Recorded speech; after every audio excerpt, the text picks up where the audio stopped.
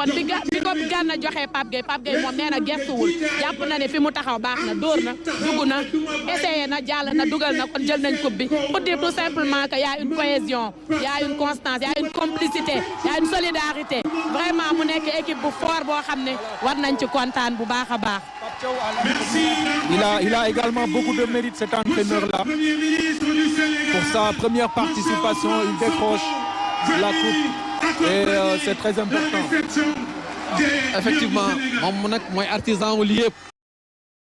Absolument te du doon guléet ndax Pape Thiaw mooy premier entraîneur national boo xam ni moom moo gagné CHAN bi te loolu yàggul Algérie organisé ko mu ñëw fekk si ko foofu noonu ànd ak moom final daa di donc gagné trophée boobu tey nag bu defee waat jaloore bii nga xam ni moom la def tey ànd ak Maroc dem ak Maroc final gagné itam coupe bi loolu nag du ñu doon guléet te wax dëgg yàlla c'est quelqu'un boo xam ni qui a du mérite comme ni nga ko waxee ñu war ko sargal autorité yaa ngi egsi nag am naa ñu bàyyi cérémonie bi rek ñu daal di déroulé wu ñu ànd ak sénégalais yi seetaan li nga xam ni ñoo fi indi nit ñi ba bàyyi la Ousmane Boy Massamba Gueye kon la parole à Massamba Gueye au MC pour nous dérouler cérémonie bi.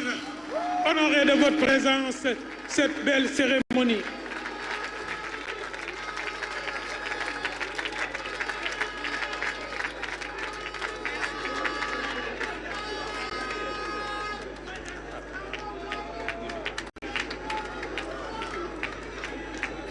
Merci, Monsieur le Premier ministre, qui salue Kalidou Koulibaly et l'entraîneur Pape Thiaw.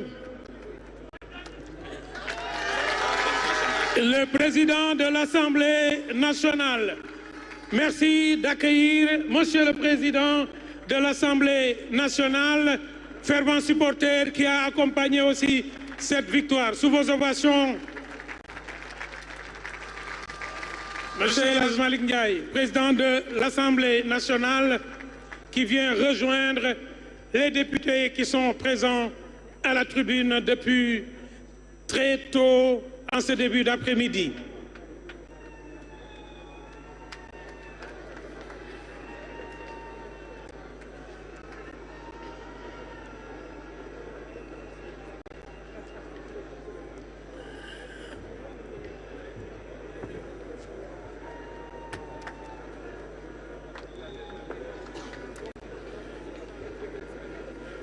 Monsieur le Premier ministre, merci beaucoup. Mais je pense que Sénégal kenn dootu fi jàngal gone fit boo bëggee sa doom am fit jaratul nga naan ko nii ngay def wala nee ngay def ne ko rek defal ni Pape Thiaw defal ne Pape Thiaw bul nangu ku la teg luñ la war ta teg defal ne Pape Thiaw bul nangu ñuy attala ñàkkal defe naa ne ku fi jiiteeti mbooloo on n'a plus besoin d'enseigner le courage par des mots car Pape Thiaw est un modèle de courage. Il nous avait dit fa ma jógee ragal amu fa mais il nous l'a prouvé fa mu jógee ragal amu fa parce que Sénégal ragal amu fi. Merci d'être un modèle. Pape Thiaw, vous avez le peuple avec vous. Vous avez le Sénégal avec vous, quoi qu'il advienne. Vous avez porté haut les couleurs de ce pays en tant que joueur. Vous l'avez porté en tant qu'entraîneur pour la CHAN. Vous l'avez porté en tant qu'entraîneur à la CAN. Alors nous serons le bouclier face à tous les vents négatifs qui se lèvent pour préparer quoi que ce soit. Mais nous irons en Coupe du Monde, mais ça c'est un autre débat.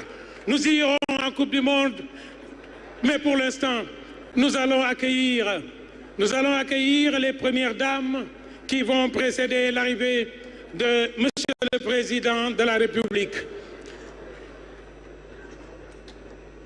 Monsieur le Premier ministre, les supporters infatigables qui étaient allés au Maroc sont ici. Monsieur le Président de l'Assemblée nationale, toutes les communautés sont représentées, artistiques, éducatives,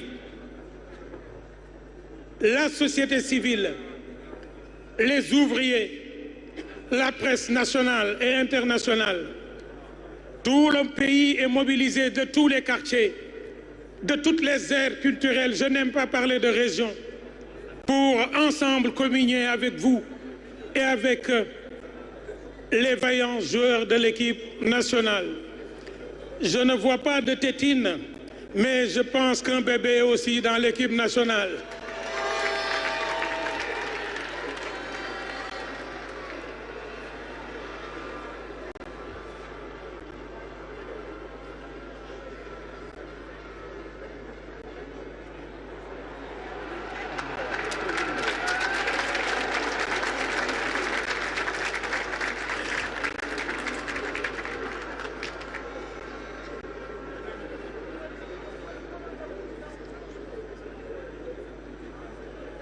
Les premières dames, venues aussi accompagner cette cérémonie par leur présence.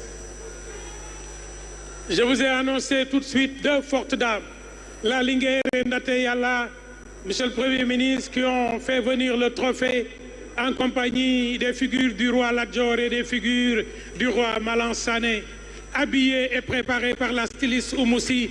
Mesdames et messieurs, les premières dames, merci de les applaudir, s'il vous plaît.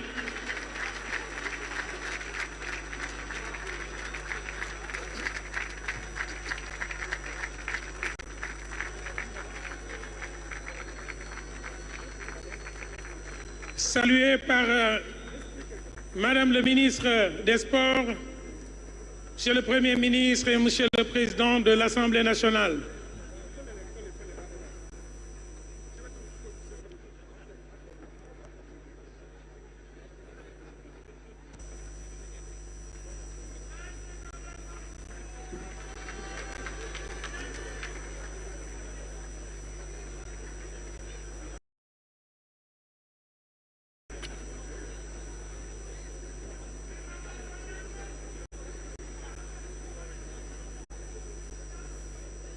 kon mbokk yi defe naa ne ginnaaw bi ñu dugalee monsieur le Premier ministre Ousmane Sonko dugal monsieur le président de l'Assemblée nationale El Hadj Malick Ndiaye dugal les premières dames ñu nuyu leen toog defe naa ne benn toogu moo ci des war a dalal njiitu réew mi bu ñëwee nag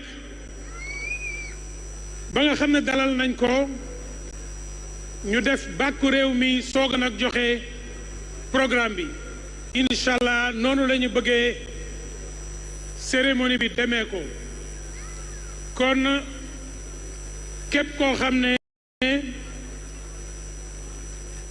ñëw nga pour bii ndaje na nga xam ne ñëwaloo kenn donte kilifa gi moo ñu woo ku ne sa bopp nga ñëwal ku ne sa bopp nga ñëwal ndax Sénégal tong-tongu ñay la kenn ku nekk da ngay defe ne fa nga teg sa loxo fa la ndawal gi ne ce pays est un pays qui par sa grandeur par la force de ses enfants par sa capacité à être debout à se relever à trébucher sans tomber à se battre avec les armes qu'il s'est créées est un pays qui sera éternel, éternel et debout, éternellement debout.